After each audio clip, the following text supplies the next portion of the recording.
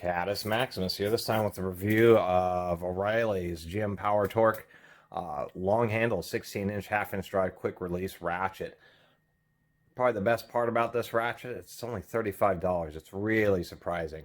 One thing about these long ratchets is they're not the most truthful in advertising. It's 16 inches from the very tip of the ratchet to the end of it.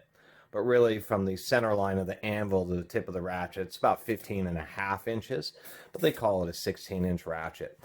At Oreilly's, they have the shells all layered up. This was hiding behind there. I've seen it a few times. It didn't really catch my eye and decided to take a look at it this time, and as I'm pulling it out, I noticed that it is a huge ratchet. It's actually even longer than my favorite Proto 5450P, which for some reason Proto doesn't sell anymore, even though it was one of the best ratchets they ever made. And this thing is significantly longer. And that Proto was sold as a 15-inch, even though it's really 14 from the anvil to the end of the handle.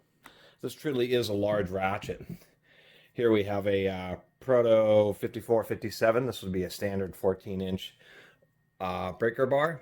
And this thing, if we compare here, it's still longer than even what would be considered a bog standard length breaker bar. So this truly is a large and heavy, or excuse me, a large and long ratchet. Here's a Duralast, which would be considered, this is the bog standard length for a half-inch drive ratchet. Just another comparison. This thing truly is long. So this is obviously not as heavy duty as a Proto. A criticism is it seems that Oreilly's have two different versions of these, and on the website it's still showing a sealed head 90-tooth version. But in the description it's talking about this quick release 100-tooth version, and they do have etched 100 teeth right there. You can hear those teeth. It sounds like a walking pawl design, like what your Gear Wrench uses, where it's actually a 50-tooth ratchet, and it has two pawls inside the head, but those two pawls aren't exactly lined up. Only one is engaging at a particular time, so it acts as a divider, and so it's really a 50-tooth ratchet with two offset pawls, giving you 100 different increments, and you can kind of hear that here. It has that distinct sound where it sounds like the pawl isn't lined up or something. It's just a little bit crunchy. I mean, it feels fine. It works just fine, but there is a distinctive sound. One thing I will mention is the quick release I kind of like, because I already had this Proto, and there are many situations where sockets are just getting stuck on the fastener, so it's kind of nice to have a quick release, particularly with a long handle ratchet. It seems that they kind of designed the handle thickness to be balanced with the quick release head. Quick release heads are weaker than the solid sealed heads just because the hole that's drilled in them. It isn't a lot, but it is a degree. But I was noticing on that this handle, even though this ratchet is longer, we can see obviously here that the handle is just not as thick as the Proto. When you use this Proto, you can't feel any flex at all, where in this one you do feel a little bit of flex, but it seems just balanced. And as far as the ratchet mechanism, this Proto just has one large single floating pawl. It's a 72 tooth. The other way. And then we'll go back to this ratchet just so you can hear what a multi-pawl design sounds like. See, it's clearly a vastly different ratchet sound. So one of the other aspects I did like of the quick release on this one is in many quick release tools I've noticed the ball detent just does not stick out very far, and even though you have a locking mechanism, you can still end up pulling the sockets off. But on this one it actually sticks out pretty darn far, so I do appreciate that. Another thing is actually the anvil here, anvil play, surprisingly good. There's a little bit of in and out, but as far as side to side wobble, this is more than acceptable. So for 35 bucks, this thing is actually not a bad deal. Maybe we should take a look at the mechanism just a second here. All right, let's get, I should mention, just like on that Proto, the switch is flush, so if you drop it or set it on its back, it's balanced, and if you drop it, you have less likelihood of it breaking.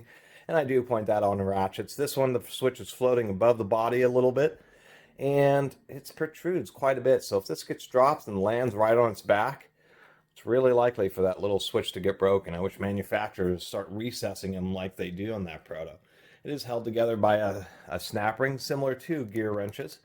Let's go ahead and zoom in and pop that little snap ring out. This one's actually not too bad because the way these work is you just take it and push it around some, like so, until you can get a little edge. Push it around even more. There we go. And just try to get something under there. Push it with your finger, and it just pops right out. It's actually surprisingly easy. These are just like the Titans. I just wish that, I kind of still wish that this thing was a sealed head like they show on the website. It's a little unfortunate that it's the very same part number, but that they are just switching up the tool. So we can see this bottom plate is actually pretty darn thin. The reason that more professional grade ratchets use thicker bottom plates is because, of course, the forces are being held by the back of the anvil, and then, of course, this front little area. On this one, we can see that it is extremely tight tolerances in there, where this anvil is actually really tightened up bore, so they're relying a lot on the bore itself. So let's see if I can't get this apart without having it fly to pieces on me. There's our anvil, and interestingly enough, even though it sounded like it had two pawls, it does not. They were just kind of crunchy sounding. The easiest way to put it, it does indeed just have one paw, but that is one mighty paw. Look at the size of that against my thumb. So that ought to hold up pretty well, considering it's contacting quite a bit of area in there. That is quite a bit. It just sounded awful crunchy. So there's the internals. It does look like a cast zinc switch, but as I mentioned with the Harbor Freight Icon, the straight Icon ratchets are better than the flex heads because they have a much better mechanism. We can see that this is similar to the straight Icons because there's this little protrusion here on the actual switch casting. So when you're switching the lever, the stop is actually the protrusion. Where on a cheaper ratchet of this style, the actual spring mechanism itself here is what would be the stop, and of course that causes wear issues. And if you have tension on the switch, like maybe you're holding your hand on top of it, makes the paw harder to deal with. We can also see that it is nice and wide, so it provides even force in the paw, and it's steel. So a lot of the aspects of this are indeed proper. It even has been properly lubricated with some light oil. I'm surprised. So of course, long handle ratchets, surprisingly enough, not just with like rusted fasteners, but if you do actually any kind of construction work or you're running in lag bolts, one of the things I've noticed is, you either need a huge impact wrench, and with continuous friction such as wood, you're impacting and impacting, making a huge amount of noise. The problem with impacts is they deliver a lot of power, but they do it slowly because they're just doing little increments.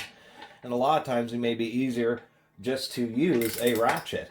And that's the really nice thing about one of these long ratchets, is that you're just not having to put in quite as much force. And it's a huge difference. This is a fastener that I was using the socket to thread in until I just could not physically turn it by hand. But yet with such a huge ratchet, I can just one finger this fastener in there, even though I wouldn't be able to get it out even using, just grabbing onto the socket. It's really surprising. So one of the best advantages to these long ratchets. Obviously, there's the situations where this is still too much handle swing, but man, just having some extra leverage, like a breaker bar ratchet, can be really nice. So overall, I would, for $35, a long handle ratchet like this, pretty hard to beat. And for the people who really like the high tooth counts, it satisfies that. It actually seems to have a pretty strong mechanism, easily strong enough to handle any amount of torque that this quick release drilled square will handle. And like the other Titans, I like this billet aluminum handle. It just makes it a little bit lighter weight, so when you're swinging it, just a little bit less mass. You get a really nice grip, although in cold weather, obviously, aluminum will heat sink away the heat, and it'll be really cold. And it isn't all aluminum. This steel core actually goes all the way up to about here. So it is truly steel core with a steel cap on it. So overall, it's pretty hard to beat. This is something that you wouldn't even see at Harbor Freight for $35. I'm actually surprised, and it is indeed Taiwanese made. It's not even a Chinese ratchet. So overall, probably one of the best deals you can get on a 16-inch extra long handle ratchet, half-inch drive ratchet, especially in any place where it's a retailer, where you actually be able to take a look at it and get a feel for it before you purchase it. That's why I don't do a lot of online purchases, because I like to get a feel for the items before I actually put my money out for it. It's always so disappointing to see something online, see it be real nice, and then when you order it, it just isn't exactly what you were expecting. And if you're able to hold it in your hand, then you wouldn't have even purchased it in the first place. You would have known. Kind of the reason I do reviews on so many small items is just to help people out like that. So anyway, A nice long handle ratchet. Definitely, I think is well worth $35. That's for sure. Really kind of surprised on how cheap they're selling this thing. Anyway, I really appreciate everybody watching and subscribing. And if you haven't subscribed, please do. Until next time, Catus Maximus out.